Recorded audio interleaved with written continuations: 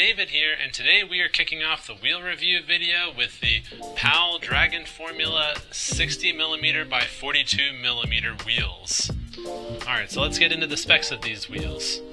These have a 60mm diameter, 93a durometer. They are 42mm wide with a 30mm contact patch. A set of these wheels weighs 407 grams. These wheels are an asymmetrical side set shape.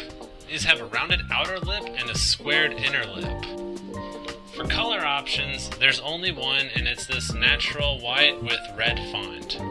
And Powell lists a set of these wheels at $44.95. Alright, so what is the Dragon formula? I just looked it up, and in summary, per the website, these wheels are described to be a high rebound 93A durometer wheel intended to be as fast and slide as well as a 99 durometer wheel, but to be softer so they can handle rougher pavement. Alright, so what riding surface are these Powell Dragon wheels best suited for? In my opinion, I would just stick to smooth to mildly rough concrete. Rough concrete is going to be uncomfortable with a lot of vibrations, and even smooth asphalt, such as the asphalt at my new local pump track, I found to have a lot of vibrations on. So how do these wheels roll? These wheels are very fast, they maintain their speed really well, and they offer quick acceleration. I think as long as you're sticking to mildly rough to smooth concrete surfaces, I think you're going to find these wheels feel very high quality and comfortable. So how do these wheels work when sliding? Very intuitively. These wheels have a very nice intuitive brake and traction on smooth and mildly rough concrete and asphalt. They have a very quiet and smooth slide as opposed to some wheels that make a lot of noise, such as Spitfire wheels. And again, these wheels were specially formulated by Powell to be a soft wheel that slides really well, and they 100% do what they're supposed to do. Personally, I find these wheels to be super fun for sliding. How do these wheels pump on flat ground? I find if I get too aggressive with my pumping that they will incidentally slide out from time to time, but when I've gotten used to the breaking point on these wheels, I find that I don't have too much of a problem. And because they maintain so much speed all on their own, I generally don't have to get too aggressive with my pumping. But bigger, softer wheels such as Surfskate Love Park and Bowl wheels, Carver Roundhouse slicks, or Orangutan fat-free wheels will hold grip a lot better for flat ground pumping and will be less susceptible to sliding out accidentally. So what else makes these wheels special? Aside from how well they slide and that they do have a really nice high quality roll feeling to them, these wheels are asymmetrical and side set with a square inner lip. So this creates the sensation of having a wider truck hanger, which just gives more truck space for grinding. The square inner lip also creates a really nice lock-in pocket for grinds, and so my grinds on these wheels tend to be a lot more consistent than they are whenever I use a wheel that has a significant rounded inner lip.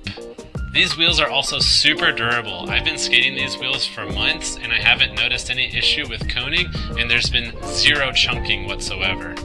Another key feature I really like about these is these are relatively light for how wide they are and their diameter. This makes tricks like flyouts and ollie-based maneuvers feel much lighter and more intuitive. Additionally, like I said, these wheels are quiet, both with rolling and with sliding. So I'm a 35-year-old dude, and I skate at a local HOA skate park that's close to a bunch of houses at like 7 o'clock in the morning. And personally, I hate making a bunch of noise that early with my skateboard because I feel like I'm surrounded by a bunch of houses and I'm just skating by myself anyway. However, if you're someone who likes to go to the skate park and you like a really nice loud wheel that makes a bunch of noise whenever you're rolling and sliding, then you may prefer other wheels such as Slimeball 95As or Spitfire 97As. So regarding that asymmetrical shape, again, a potential downside is that you can't flip the wheel around once it starts coning on the outside of the wheel. But personally, I don't really see that as a downside, because if my wheel has started to cone so much to the point that I can tell that the outside of the wheel is so much smaller than the inside of the wheel, then to me it's time to change new wheels, because that 60mm wheel that it once was is becoming more like a 57mm wheel, which that's just not the wheel I'm looking for, and I'd rather just purchase a new set of wheels. But if you're skating on a tighter budget, then you might be more on the market for a symmetrical wheel such as a Surfskate Love Park and Bowl wheel or a Spitfire 97A radial full. Alright, so what are my final thoughts on this Powell Dragon wheel?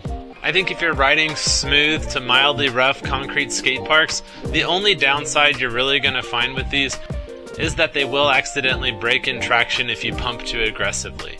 But besides that, this is a high quality urethane. These wheels are lightweight. They maintain speed really well. They have a really smooth slide and a nice break in traction. And that slide is really intuitive and easy to control. And that asymmetrical shape in the wheel is going to open up that hanger, making coping grinds a little bit easier. And so the only thing I think you might not like about them is that accidental break in traction. But I think these wheels are totally worth the purchase, and I highly recommend you give them a shot. I really love these wheels personally. Alright, so I want to share with you a strong opinion that I have about the Powell Dragon 93A formula when it comes to surf skating. In my opinion, this is a good formula for skate park riding on a surf skate, but there are better formulas out there. One of those formulas is actually also made by Powell, and it's the Powell 97A Dragon formula. So while this Powell 60mm 97A Nano Cubic, I believe, has a better formula for surf skate riding in a skate park, this wheel is not suitable for surf skating because it's only got a 21mm contact patch compared to the 30mm contact patch of the 93A Dragon formula.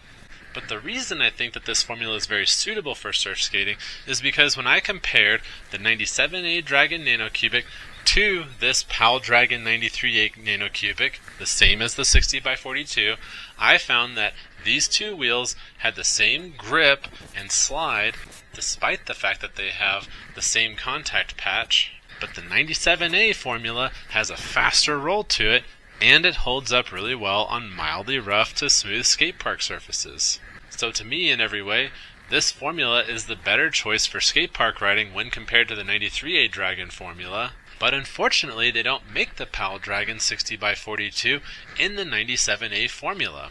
So I do recommend the Powell Dragon 60x42 93A more highly than the Powell Dragon 97A Nano Cubic, simply because this has almost 50% more contact patch than the Nano Cubic 97A. However, I do want to say that I already wrote an email to Powell requesting that they start manufacturing this 97A formula into the Powell Dragon 60x42 because I think it'd be a really great surf skate formula that people would buy.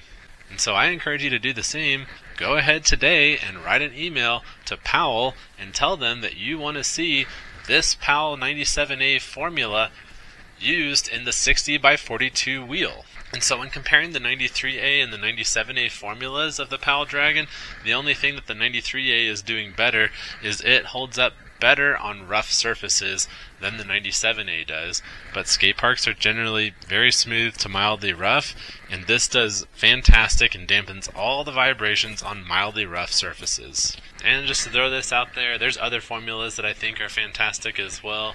There's the Spitfire Radial 93A soft slider formula, the Bones X Formula 97, the Bones X Formula 99, and the Spitfire Formula 4 in both the 97 and 99.